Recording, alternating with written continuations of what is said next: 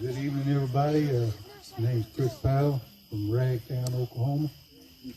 You don't know where it's at? Just go south of these girls here, and that's where you'll be. But little community I live in is, like I said, it's called Ragtown. And old Ben, he used to run around down there. We got 3 ponds on our property. And it might have been about 3-4 years ago.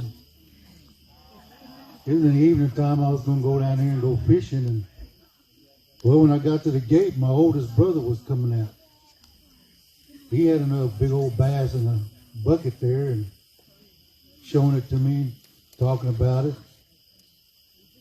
So, I was waiting for him to hurry up and leave because I was wanting to hurry and get down there. So he finally leaves, and so I go down to the pond and, I do a little casting and everything. And didn't get nothing.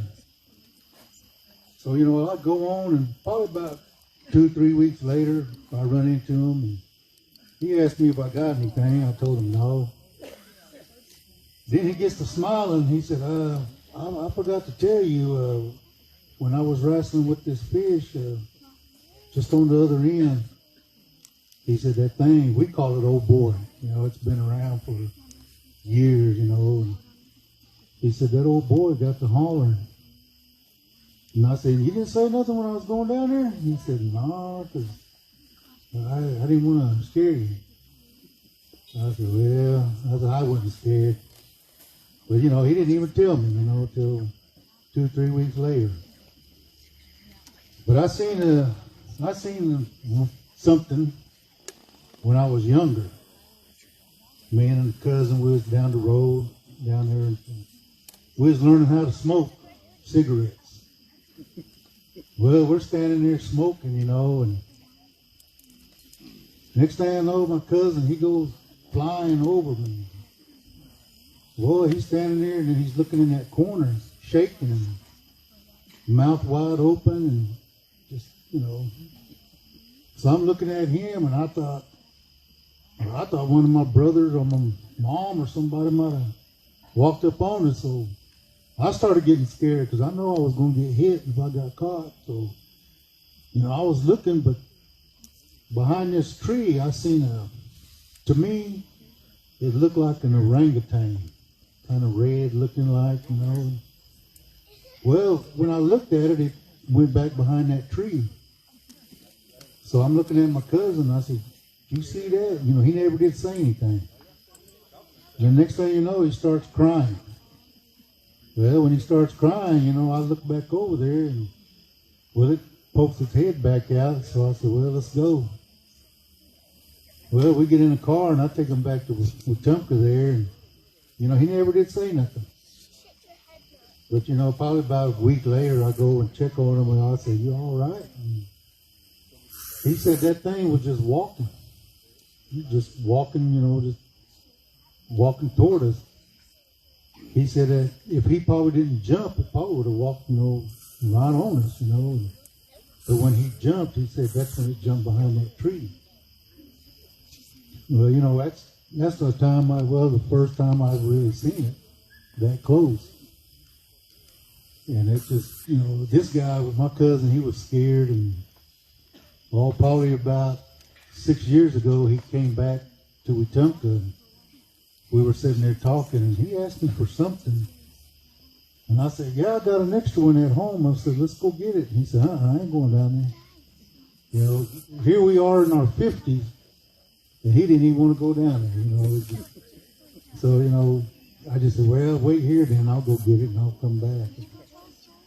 But, we hear that thing holler at nighttime, evening time. It's just, I don't know, we're used to it. It just don't even bother us. And, we hear it every now and then. But another story comes from the boarding school over here in Eufaula.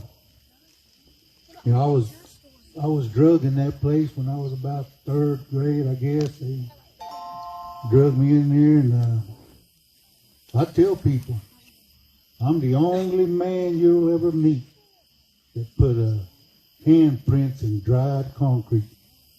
Because I was hanging onto that pier out there when they were trying to drag me in there. But anyhow, it was a Saturday night, and they loaded us boys up, and they took us riding around on these dirt roads out here. But they had the girls, they took the girls somewhere else, and we all met back at the dorm about the same time.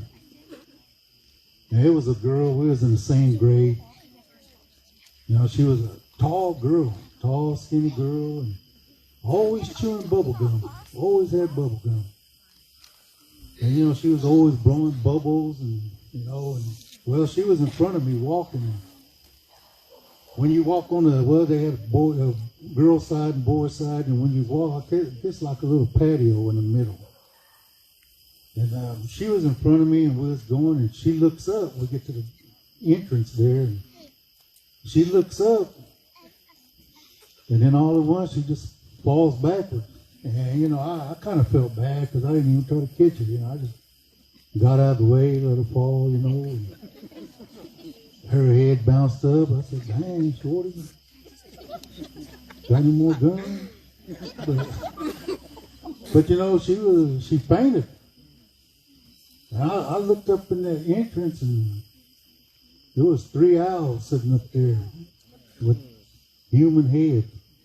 Their heads didn't even shift. And, you know, I was just a younker then. You know, I didn't. You know, it might have been some local guys, as far as I know, but you know, I didn't know who they were, and I just looked at them. And Garfield. That old matron, he said, "What'd you do?" I said, "I didn't do it." I said, "They did." You know, and he comes over there and sees them, and he gets to hollering at them, and they take off. And he says, "Somebody pick Shorty up." Well, we forgot about Shorty, so we had to pick her up and take her in, and, you know. But in that dormitory, you know, you used to see people. We'd see people in there, and people we didn't even know. They wasn't matrons or no kind of staff or anything. We'd see them walk by and things like that. But you know, that was, you know, I guess that happened in all the boarding schools, I guess. But I'm going to close out with this one here, and you know, this one comes from out of western Oklahoma, and I don't want y'all getting scared. I don't want to hear y'all saying, I had to go to a psychiatrist Monday. You know, I had to go to a medicine man at midnight. Don't hold me responsible for this. I'm just going to tell you, okay? But this story, and it's for Yehola. You know, he liked being out here, liked listening to things, and you know, even when I was at work, you know, we'd sit there and tell something, you know. Well, over there, and you know, this is a long time ago. Let me say that now, a long time ago, before my wife. You know, let's put that out there. Before my wife, so you know that way I won't get in trouble. And better stop right there. You know, it's a long ride from here to Wetumpka. You know, y'all leave after I leave, okay? In case I'm walking. You know. But anyway, me and my love, I guess. Her father was down, you know. We had to go and take care of the ranch, you know. So we'd be working all day, and evening time, after supper, sit on the porch and, you know, look out there, and kind of mountains like, you know, dead tree here, you know, one over there. And, well, one evening we're sitting there, and after supper, you know, we're just sitting there, and I hear this old, kind of like singing, you know, kind of like a far off distance, you know, just going, oh, yeah. You know, and I look at her, and, you know, she kind of starts looking around, and I don't say nothing. I just sit there, and it quit. Well, kind of come, you know, started up again, kind of a little bit louder, you know. Boy, and I look over there, and, you know, she just kind of looking around, and so I don't say nothing. Well, the third time it's kind of loud, you know. Boy, and I said, "That's your people?" Because, you know, she was part Kiowa, you know, and I said, "That's your people?" Boy, she really stood up proud, you know. "Yeah, that's my people." You know, and I kind of, you know, it's going, you know, and I thought, well, shoot, this Seminole could be proud too, so I'm sitting up tall, you know. And then that next time, you know, it does it again, you know, then it got that, like that, you know, and it's right there. Right there. Boy, that was a little too close. I looked at her and she looks at me and, you know, it's boom, boom, boom. I said, "Hey, get out of here." When I said that, an old mangy dog come out from under that porch. That's where you're holding at. But